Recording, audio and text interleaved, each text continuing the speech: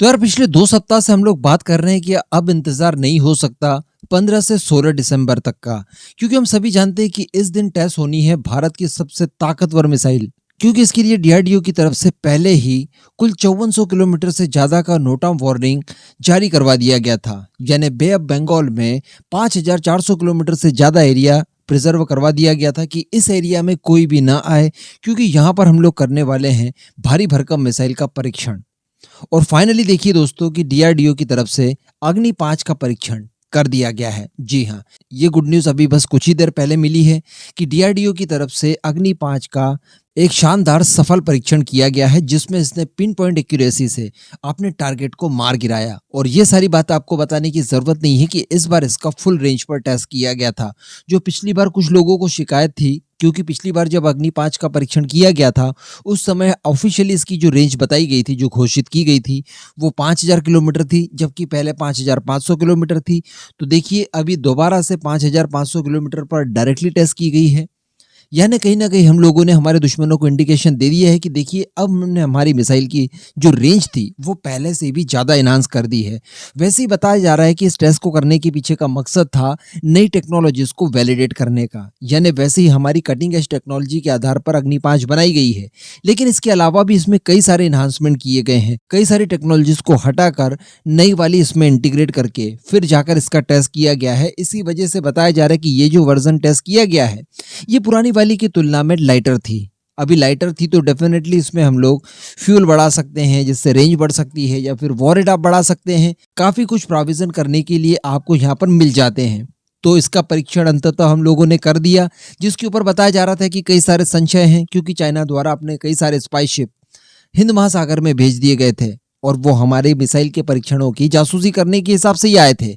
लेकिन इन सब का भी इंतजाम हमने कर दिया और इसके टेस्ट में किसी तरह की कोई बाधा नहीं आई। सारी चीज़ों को ध्यान में रखकर ही पूरी सिक्रेसी मेंटेन करने के बाद इस मिसाइल का परीक्षण कर दिया गया है।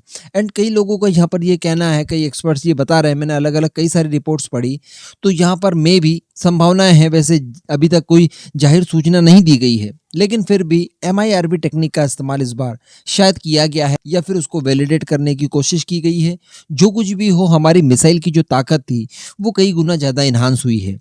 लेकिन यहाँ पर जो सबसे ज्यादा गौर करने वाली बात है, जो सबसे मजेदार बात है, वो इस समय की स्थिति है। देखिए इस समय पूरी दुनिया में बातें चल रही है भारत और चाइना को लेकर। मैं किसी व्यक्तिगत कारणों से व्यस्त था, इस वजह से वीडियो तो नहीं बना पाया, लेकिन आप लोगों ने खबरें सुनी होंगी कि चाइना के 300 से 600 सोल्जर्स भारत की टेरिटरी के अंदर आने की कोशिश करते हैं। इसी वक्त भारत की तरफ से जबरदस्त बैकिंग करके रखी गई थी और आते ही इन्हें गोलगप्पे खिलाए गए और फाइनली कूट पीट कर इन्हें बाहर भगा दिया गया। इन सब चीजों को लेकर काफी चर्चाएं हो रही है।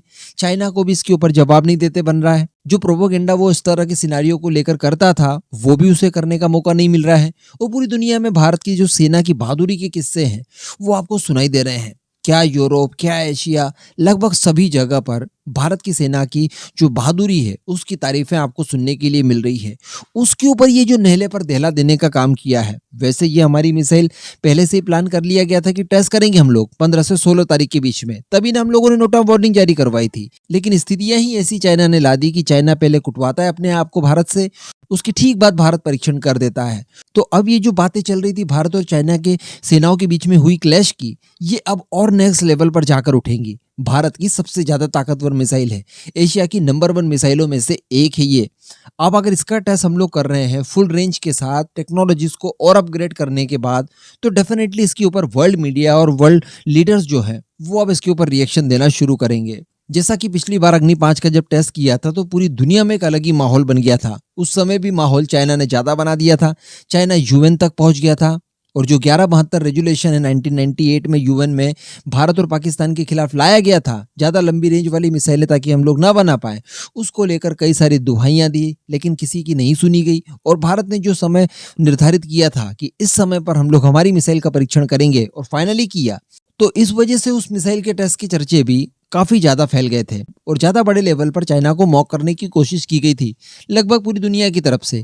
अब इस तरह की स्थिति दोबारा से आ गई है। सोचिए ना, एक बार आप ही कल्पना करके देखिए कि आप एक तो कुटवा कर आ गए, उसके बाद आपके दुश्मन ने अपना प्राइम वेपन निकालकर उसका परीक्षण कर दिया, जिसको रोकने के लिए आपने जमाने भर के प्रयास कर लिए, लेकिन कुछ नहीं हो पाया और फाइनली वो टेस्ट होता है। तो ये भारत के लिए सोने पे सुहागा था कुल मिलाकर, और चाइना की भत पीटना यहाँ पर बिल्कुल निश्चय है, ये मान लीजिए। हालांकि फिर भी हमारी एक्सपेक्टेशंस यहाँ पर कुछ और ज्यादा थी। हम लोग चाह रहे थे शायद यहाँ पर अग्नि 6 का या फिर K5 मिसाइल का परीक्षण हो सकता है। खैर उसका नहीं हुआ, इसका हो गया, ये भी बहुत बड़ी बात है। ये अपने रेडियस में कई सारे देशों को निगल सकती है। चाइना की बात की जाए तो चाइना का जो प्रमुख मेनलैंड जितना भी है, उन सभी में हम लोग कहीं पर भी स्ट्राइक करने के कैपेबल हैं इसी मिसाइल के आधार पर। और जैसा कि इसमें नई टेक्नोलॉजीज का इस्तेमाल किया गया है, तो इसे अगर रोकने के चांसेस 0.01% भी थे, तो वो भी अब कहीं ना कहीं समाप्त हो गए होंगे। आने वाले समय में हम लोग K4, K5 और अग्नि 6 या K6 मिसाइलें जो हमारी पेंडिंग है, जिनका काफी समय से हम लोग वेट कर रहे हैं, उनका परीक्षण भी DRDO कर ही लेगा। DRDO है तो सब मुमकिन है बॉस, किसी चीज की कोई तकलीफ वाली बात नहीं है। लेकिन आज इस गुड न्यूज को लेकर आपका क्या मानना है, नीचे कमेंट करके जरूर बताइएगा।